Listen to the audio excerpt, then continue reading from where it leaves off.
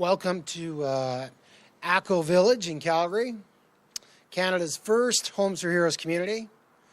I'm David Howard, CEO of Homes for Heroes Foundation. I'll be your master of ceremony for today's exciting announcement. It's my pleasure to welcome the Honourable Jason Kenney, Premier of Alberta. Joining the Premier is MLA Brad Rutherford, the government's representative to the Canadian Armed Forces. And Homes for Heroes Board of Directors Chair, Gerald Jackman, is also here. Please join me in extending a warm Homes for Heroes welcome to our distinguished guests.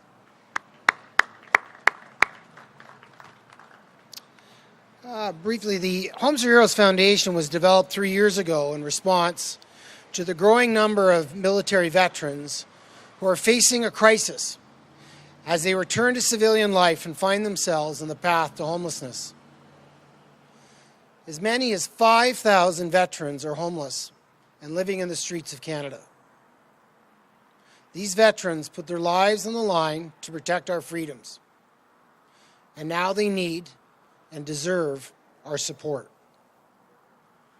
The community in which we are now standing, 908 Atco Village, is the first of many veterans' villages to be built in Canada to address homelessness among our veteran population. Our foundation works with municipal, provincial, and federal stakeholders to secure sites for each village. It seeks financial assistance from all levels of government, Canadian corporations like ATCO and CP Rail, and generous contributions from Canadian citizens to build transitional housing for veterans in cities across Canada. I now call upon Honourable Jason Kenney, Premier of Alberta, to say a few words about the latest Homes of Heroes initiative. Premier Kenney. Thank you so much, Dave, to you and your crew for welcoming me here to the Atco Village of the Homes for Heroes Foundation. I have an exciting announcement to make, but I'm going to ask you to please allow me to address a very disturbing announcement today by Suncor. First of all, let me speak to that. Today, Suncor has announced their intention to lay off as much as 15% of their workforce. We estimate that could affect as many as 2,000 Albertans. My heart goes out to all of those who are affected by this terrible news. To their families, for those workers who are experiencing great anxiety about what the future holds for them, their families, and their future. Since the very beginning of the COVID crisis, I've been clear that this is the largest economic crisis in Alberta since the Great Depression of the 1930s, with the largest global economic contraction leading to the largest decline in energy prices in history, on top of 5 tough years.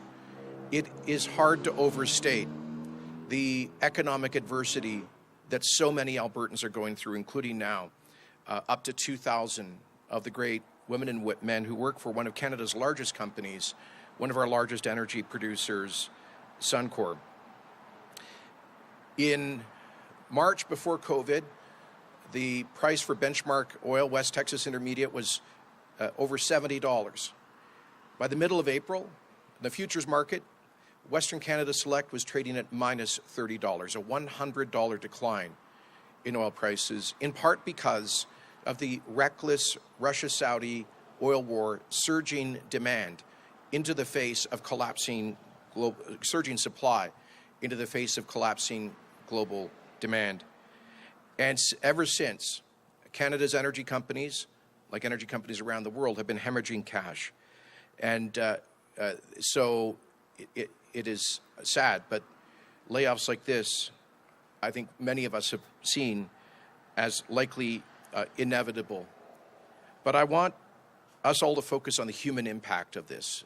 The families who will be going through great stress, who've already been living under great stress in this province. And we must all come together as Albertans to support our neighbours in every way that we can, to give them a sense of practical support, but also moral support and hope for the future. Because I truly believe that while some tough months still lie ahead, and many more will feel the impact of this global recession here in Alberta, I do believe, I do know that we will get through this together, and we will come out stronger at the other end.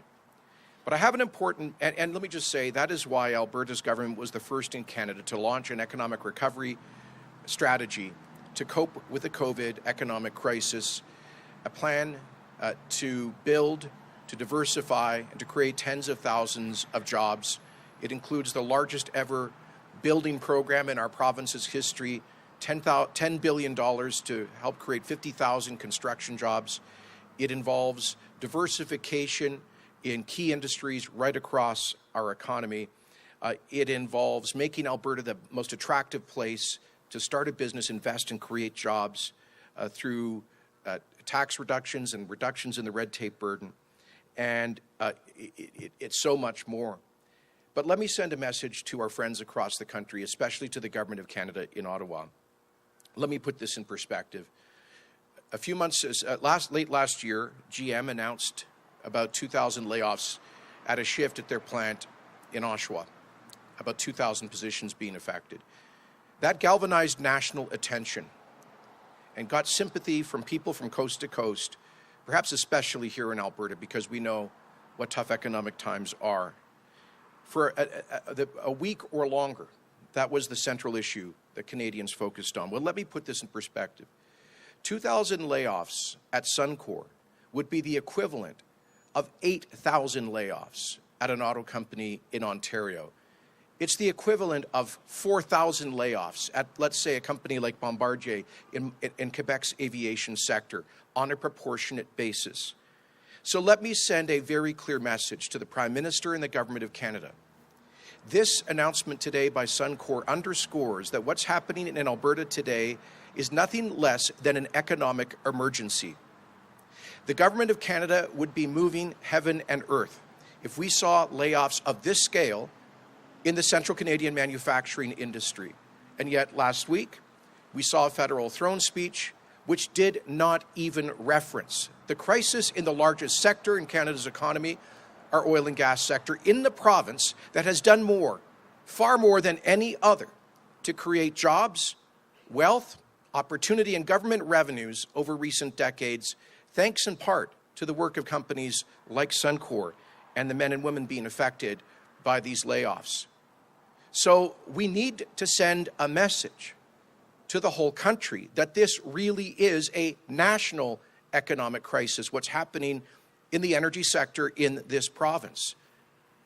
And this cannot be dismissed, because we cannot have a strong Canadian economy without a strong energy sector and a strong Alberta economy. And we cannot pay for the hundreds of billions of dollars of new government spending without getting that industry back on its feet. So once again, we implore the federal government to work with us to help get this industry back on its feet. Please, at the very least, do no more harm. Stop policies which would make companies like Suncor even less competitive during this critical moment of adversity. Stop. At least hit the pause button on the clean fuel standards, which will make Canada's energy sector uncompetitive on a global basis. Please work with us to stop the intrusion into the investor uncertainty created by Bill C-69. Suncor was notified recently that the federal government is going to step in over our jurisdiction to do a C-69 review on the proposed expansion of their base mine, which that company now thinks may lead to 10 years of reviews before, post-COVID, they could get back to investing. Please, while we just got certainty from the Supreme Court of Canada on the Trans Mountain decision with respect to the Crown's duty to consult with First Nations people on major resource projects, let's allow that new settled law to create some certainty before the legislative ratification of UNDRIP, which some read as giving a veto to single First Nations communities, even against the consensus for development that exists broadly amongst them. Please move approvals at the speed of business.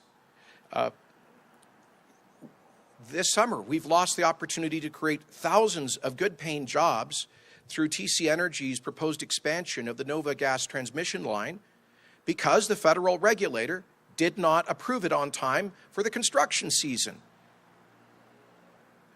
We're not asking for a special favor here. Just realize there's an economic emergency and accelerate the regulatory process so that those jobs can be created. Please help get the foot of the federal government off those who are trying to create jobs in this tough environment. Please listen to all of the provinces and territories on the need for fiscal fairness. Every province that has backed up Alberta's demand for fiscal fairness by lifting the cap retroactively in the fiscal stabilization program, what I call the equalization rebate, that would be worth $6 billion that we would put to work immediately on job creation programs, on supporting the unemployed, on training programs, and on critical investments. We appreciate some of the federal actions over the past 7 months. We've tried to work together. But as today's announcement underscores, this truly is a jobs crisis and an economic emergency, and it deserves to be responded to here in Alberta in the same way that it would be in Ontario or Quebec. All right, I'm sorry to have gone off topic, but I needed Dave to say that. Let me turn now to the subject of today's exciting announcement. I want to thank MLA Peter Singh for welcoming me here to Calgary East, and MLA Brad Rutherford, the representative of Alberta's government to the military community. It's wonderful to have Dave and the compassionate folks from the Homes for Hero Foundation with us today. You are the heart and soul of Atco Village, these 15 housing units for veterans struggling with homelessness and personal challenges. And this was built because you saw the need and knocked down every obstacle on the way to a solution. The foundation has given some very deserving people a fresh start, and I'm truly grateful to you for that. I'm sure all Albertans are. It's also a real honor to have some veterans here with us. Thank you for your service and sacrifice. That service must never be forgotten. I had the great honor of growing up in a military family. My dad was an Air Force pilot, and I was so honored to go on and serve as Minister of National Defense, and had the opportunity to meet and work with our magnificent Canadians who serve our country in uniform. And I could spend all day telling you stories about their courage, their discipline, and their sacrifices. But I know that we all appreciate that. We know that some who face combat or violence and trauma in far-off places come back and find it difficult to readjust to civilian life. And sometimes that means some of our veterans end up without a stable home. But no matter what the cause, if our veterans are struggling, we need to be there for them. And we are. I'm happy to announce that Alberta taxpayers are investing over $1 million in a new Homes for Heroes project in Edmonton. That housing development will be located in Evansdale at 94A Street between 153rd and 152nd A Avenues. It will have 20 modern furnished units for veterans who are facing homelessness, going through a crisis, or finding it tough to transition to civilian life. So they'll have safe, comfortable surroundings in which to get the right support and get back on their feet. Planning is underway and work is expected to finish in 2020 with contributions from some tremendous, generous partners. Thank you to the Homes for Heroes Foundation for spearheading this vital project. And thank you to the City of Edmonton for both the land and a $1.1 million investment as well. Thank you to the corporate and private donors who gave a total of $2.3 million to put shovels in the ground. Albertans see their debt to veterans, and this is one small way of repaying it. I'm also pleased to say that at a time of great stress for our economy, this project will create over 30 much-needed jobs. So today marks a measure of progress for both struggling veterans and people looking for work. Again, Dave, thank you for, and you may wonder, why am I making that announcement for Edmonton here in Calgary? Because we wanted to show what you've done, the vision and the reality of the Homes for Heroes Foundation, these wonderful homes that you've created that you'll be now replicating for veterans in Edmonton. Of course, Edmonton with CFB Edmonton, the home to the PPCLI, the Loyal Edmonton Regiment, Northern Alberta, the home to CFB Cold Lake, the largest Air Force base in Canada. Northern Alberta, very important military community, and those veterans who are struggling will find great support through this wonderful project. Congratulations, and thank you very much for it.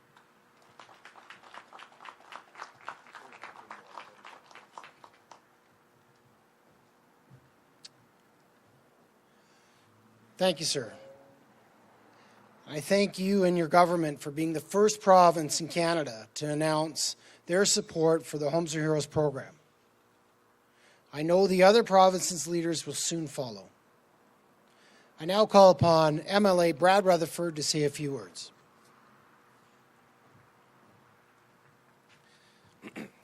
Good morning, ladies and gentlemen. And of course, it's a beautiful day in Calgary here, and I'm glad that winter has been held off just a few more weeks. I want to thank Dave for the warm welcome, and thank you to Premier Kenney for your thoughtful remarks. And I'd also like to acknowledge Cameron Diggin, who we've talked back and forth these last few months. He's been a great advocate for this project, so I appreciate all of your hard work. And I want to thank the veterans who are here today for inviting us into your home and allowing us to make this announcement here. The Homes for Heroes Foundation supports military veterans in our community. It can be difficult for some veterans who struggle in their return to civilian life. They may be in crisis or experiencing homelessness. They may need the safety and stability of home to help them get back on their feet. And when they have given so much to defend our freedoms, we need to do what we can to give back. In 2019, Homes for Heroes opened this 15-unit Veterans Village here in Calgary. And we are here today to celebrate the success of that project and support the second village in the city of Edmonton. The village is comprised of tiny homes, but they are more than enough to help veterans in need. A new home can help support veterans to build new and stable lives in the community. Currently, the Government of Alberta's Edmonton's Veteran Service Centre and Housing Pilot Project also provides needed supports. There, veterans can find employment supports, crisis services, and connections with veteran servicing organizations. The Veteran Service Centre can provide a new start, but it starts with a new home. Homes for Heroes is an important voice and support for veterans, and we are grateful for your leadership. This development is a great example of different orders of government and the nonprofit and corporate sectors working together. My thanks to the City of Edmonton for its support of this development and its land contribution. Thank you to our corporate and private donors for stepping up. Working with Homes for Heroes and our government, nonprofit, and corporate partners, we can help veterans. In partnership, we will make a difference in the lives of those who have served our country and now need our help. And I want to, again, thank the Premier for taking time over the last 18 months that I've been in this role. The Premier has been out to a variety of military bases throughout the province, meeting with military members and hearing their thoughts on their service and their contribution to the community. And so it's a tremendous asset to have the Premier in our corner and moving these projects forward. And I also want to just touch on the government has also implemented the Alex Dakota Award of Honor, a $5,000 grant for post-secondary education for military members or their families. And the Premier touched on growing up in a military family. My grandfather was a military police officer and was stationed out in Cold Lake. And so when I last visited Cold Lake, my mom had me drive around looking for the house that she grew up in, which was quite the honor for her to have me back in there. So very, very proud tradition, and I'm glad to be a part of this. Thank you.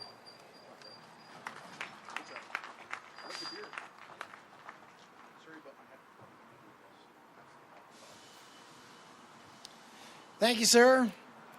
And I thank you and your entire team for supporting our village in Edmonton and especially your support of our Canadian Armed Forces, all of those that have stood on guard for our country. We certainly appreciate their efforts. I now call upon Homes for Heroes Board of Directors Chairman, Mr. Gerald Jackman, to say a few words. Gerald? Thanks, Dave. Thank you, everybody, for being here today. The Homes for Heroes Foundation was created in response to the growing number of Canadian veterans who are on a path to homelessness. Our mission is to provide a caring and comprehensive solution to homelessness among our veterans throughout Canada, coast to coast. The tiny home villages are unique, affordable, and innovative urban villages that help veterans during their transition back to civilian life. The tiny homes villages are more than just a housing first solution. The Homes for Heroes Tiny Home platform provides full service wraparound programs that deliver the resources, training, counseling that are necessary to ensure veterans' success in achieving their goals of living independently. We are already witnessing the successful transition of veterans back into civilian life as a result of having a home that is supported by these wraparound services. Homes for Heroes would like to acknowledge the Government of Alberta for participating in the vision to end homelessness for veterans in Canada. The Homes for Heroes Foundation is in discussions with numerous provinces and municipalities regarding the creation of a Homes for Heroes tiny home village. With that said, the Government of Alberta is the first province to step forward with their commitment today. Many veterans will benefit from your support. Thank you.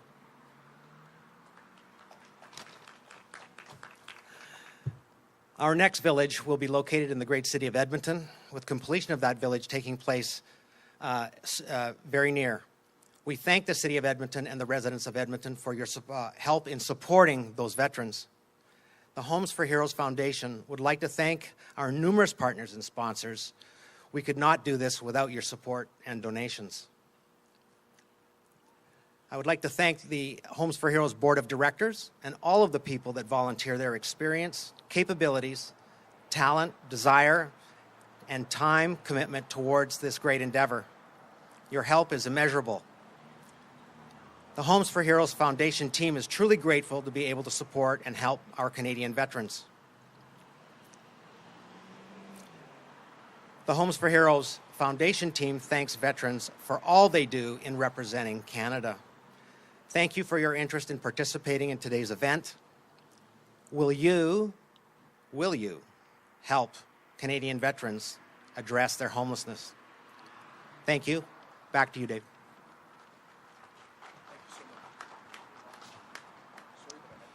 Thank you, Gerald, and for your volunteer efforts. And I want to thank again and reiterate, we thank to all our entire board for their efforts. And as we continue our goal to end the issue of homelessness amongst our veteran population.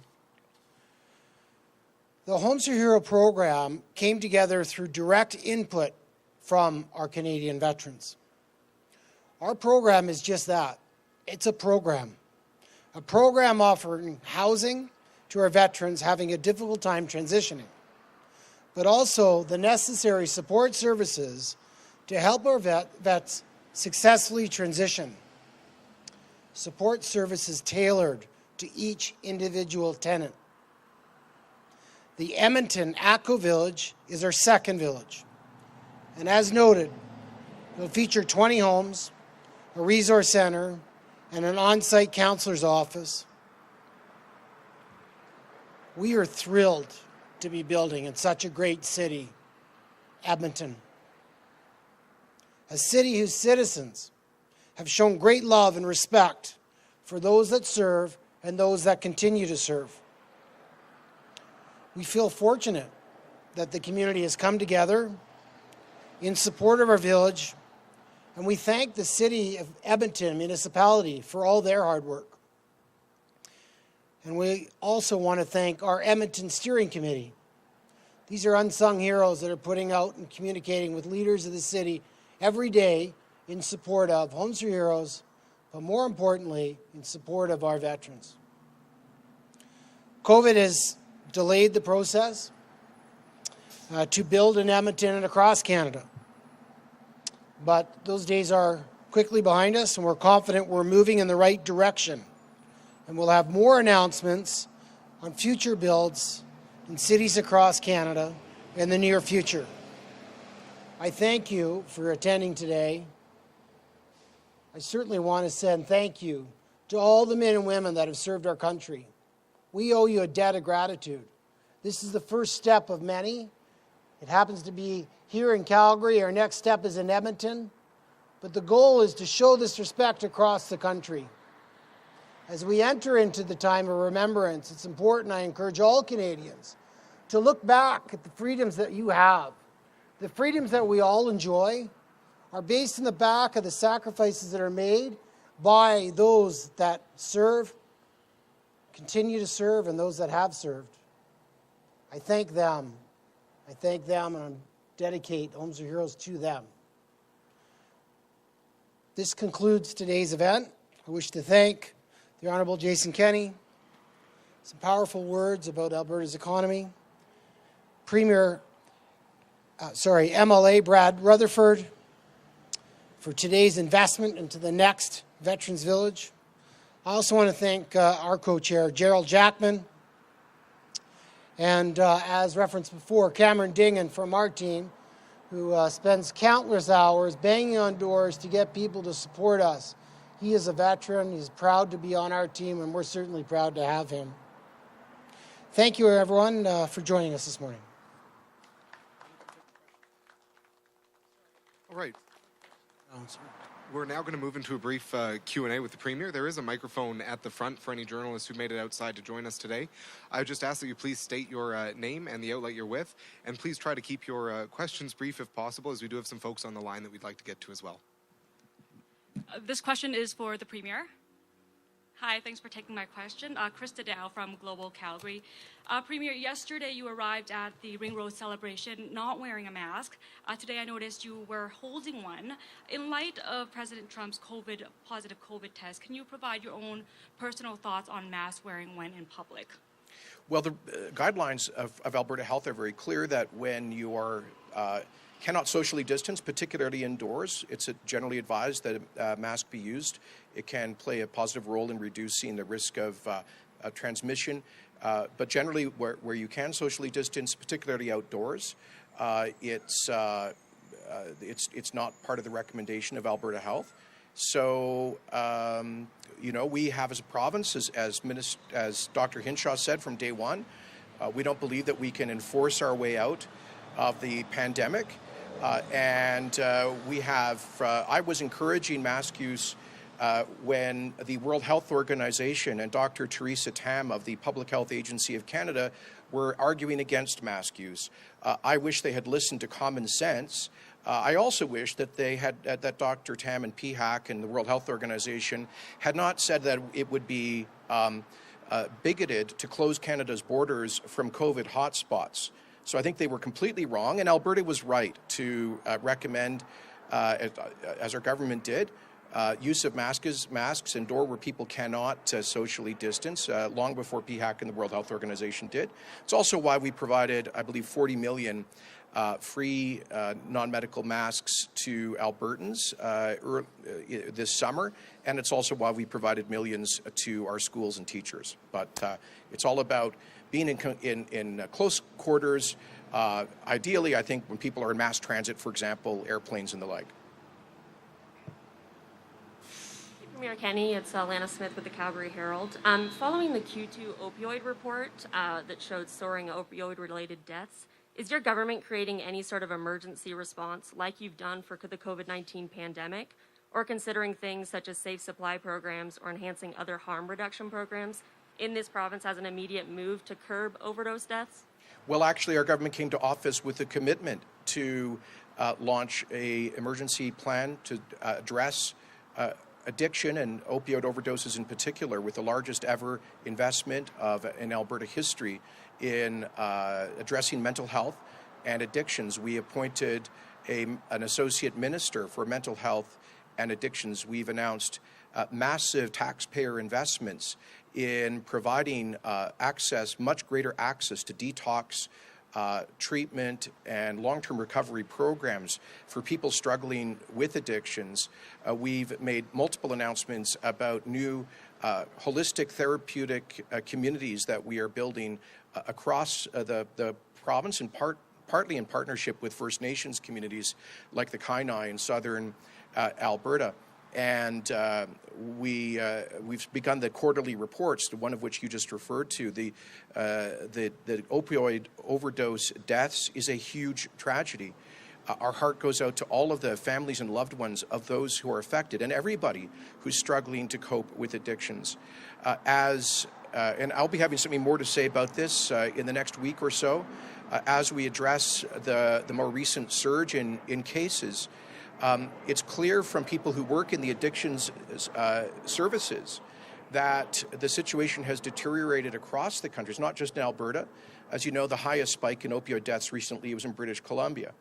And so if drug injection sites were the solution, we wouldn't see the highest increase in addiction deaths in the place where there are the most drug injection sites.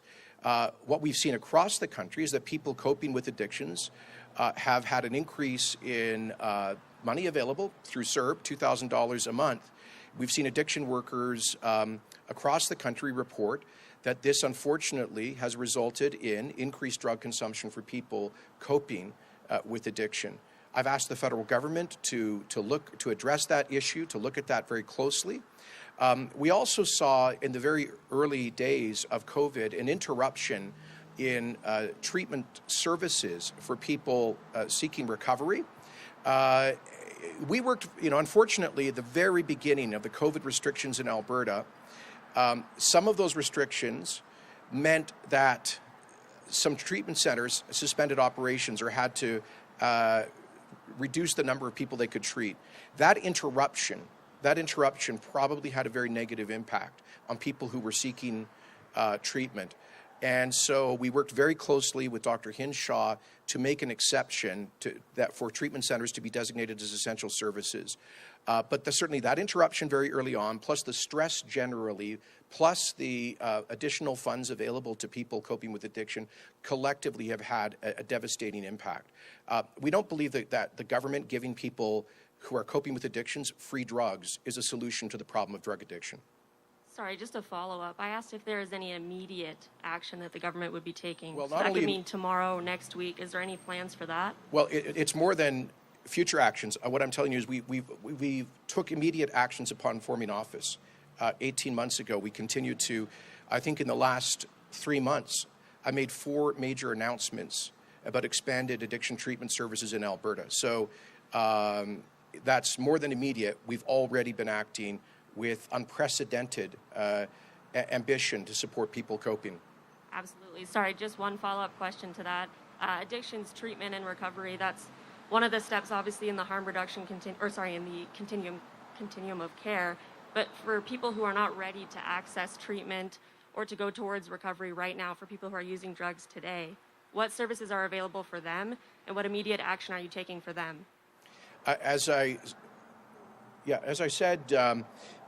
we've said very many times, the Alberta supports a continuum of care, and all of those services are available.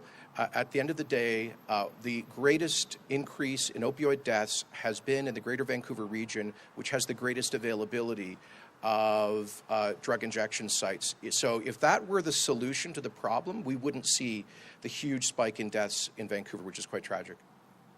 All right, just before we take one more question from the floor, I'm going to jump over to the phones. Operator, can you please put through the first caller? Yeah, first is Chris Varco with the Calgary Herald. Go ahead, Chris.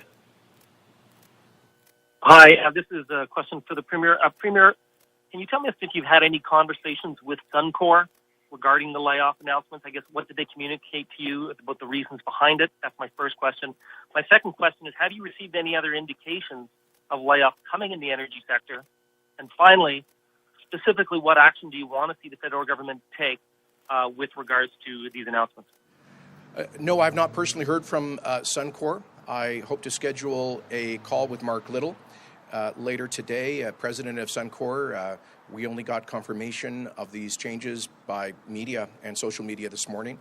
My understanding in their media response, they have said that the price environment means that they lost, I think, $640 million in the last quarter, and they've had to suspend their greenfield projects and, as they say, accelerate their restructuring of their workforce, which they, I guess, intended to do later. I'll have to refer you to Suncor for more details. I don't think, Chris, I said when we saw the beginning of the crisis in March, not only, I remember doing a news conference, I think on March the 6th, which was the day that after the Saudi-Russian OPEC talks in Vienna broke down. And it was clear to us on that day in the first week of March that we were looking at a catastrophic collapse in energy prices, and that this would pose potentially an existential threat to many of our oil and gas producers. As you know, for much of April, we were looking at prices that were in the single digits, and then on the futures market trading at -30 for a couple of days. Thankfully, we have avoided the very worst case scenario, which was being stuck in single digit prices for this year. And we avoided the catastrophic scenario of a backup in inventories that could have jeopardized the in situ and SAGD projects in northern Alberta. So, however, these companies are under huge financial stress. As you know, they've already been coping with a relatively low price environment for 4 or 5 years. They'd already compressed costs. And I'm not speaking just about Suncor, but other producers here in Alberta. And now, have I heard from other companies? No. But I don't think any of us should be surprised if there are additional layoffs from other companies that are hemorrhaging cash right now. I would implore them to do everything they can to keep their workforce intact, to recognize that they've made big profits in the past for their shareholders based on the hard work of those employees, and to understand that we will get through this, that global demand will recover, and there will be a supply shortage, as almost everyone projects, as we move into 2021, 2022. So and we want to work with them to ensure that workforce stays intact as much as possible. What do we ask the federal government to do? First and foremost, do no harm.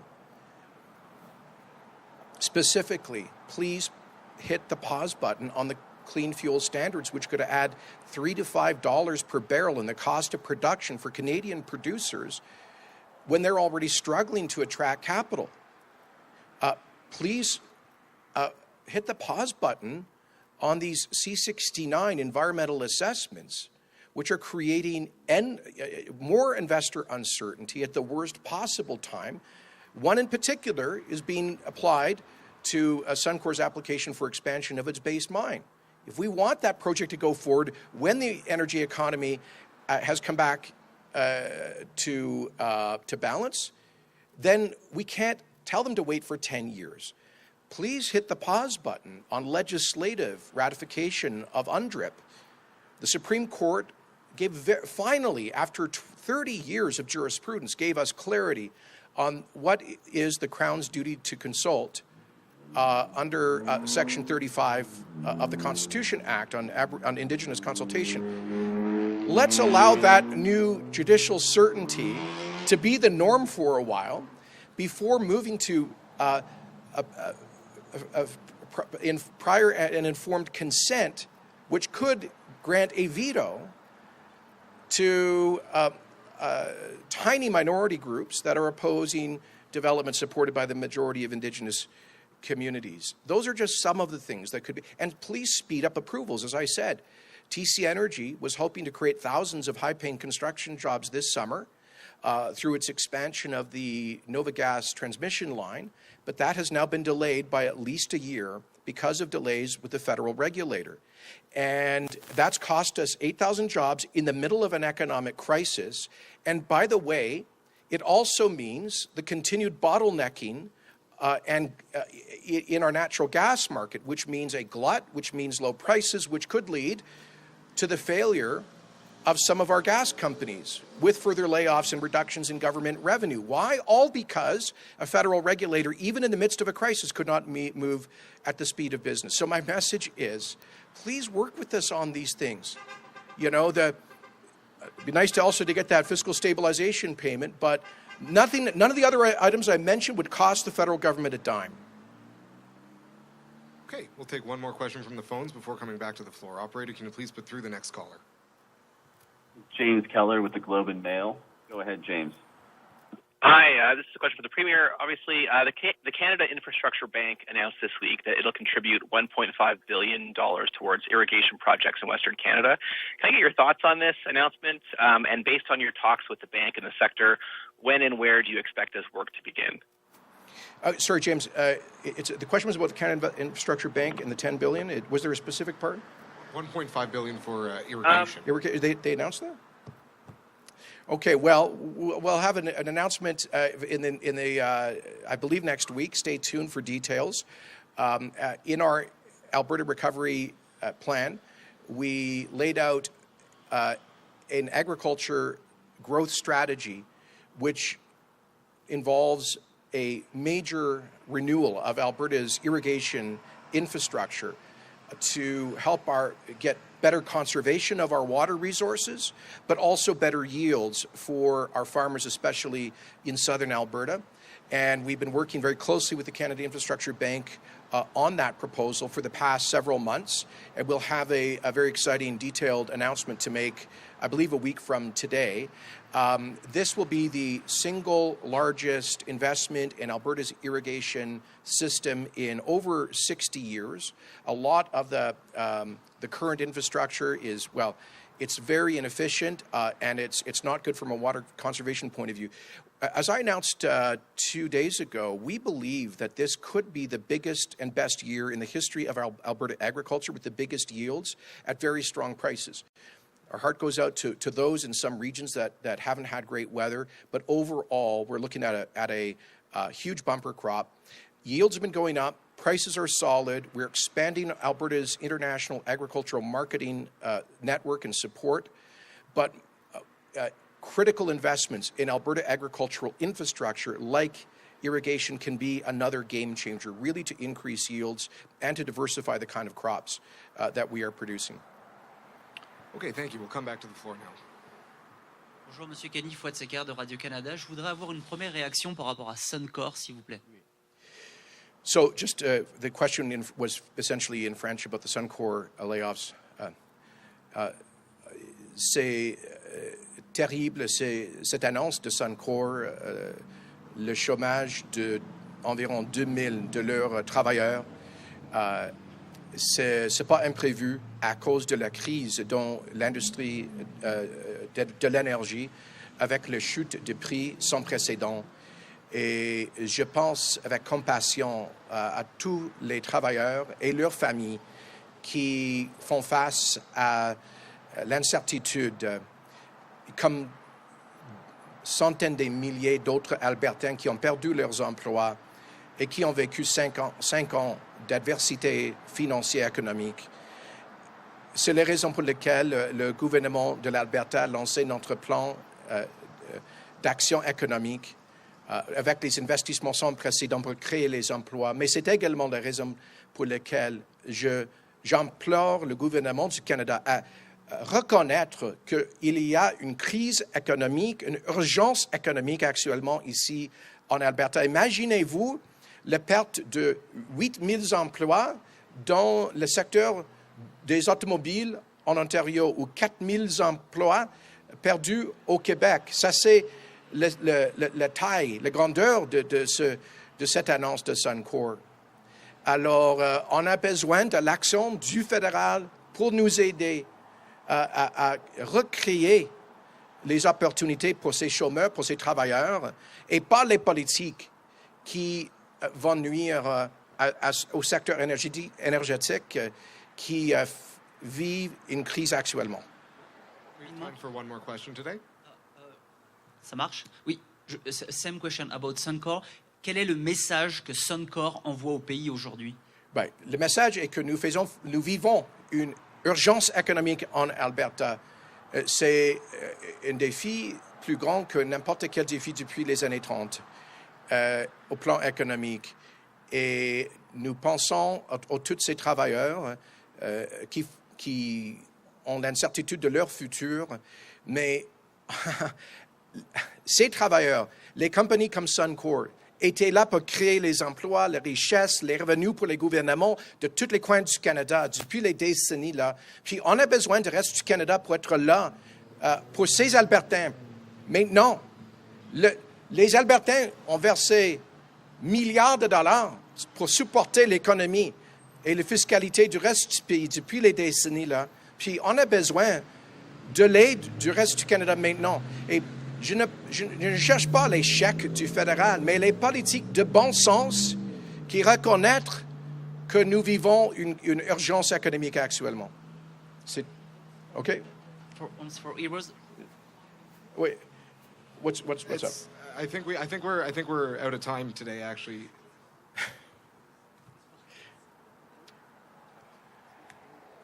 Okay, thank you very much. Thank you. All right.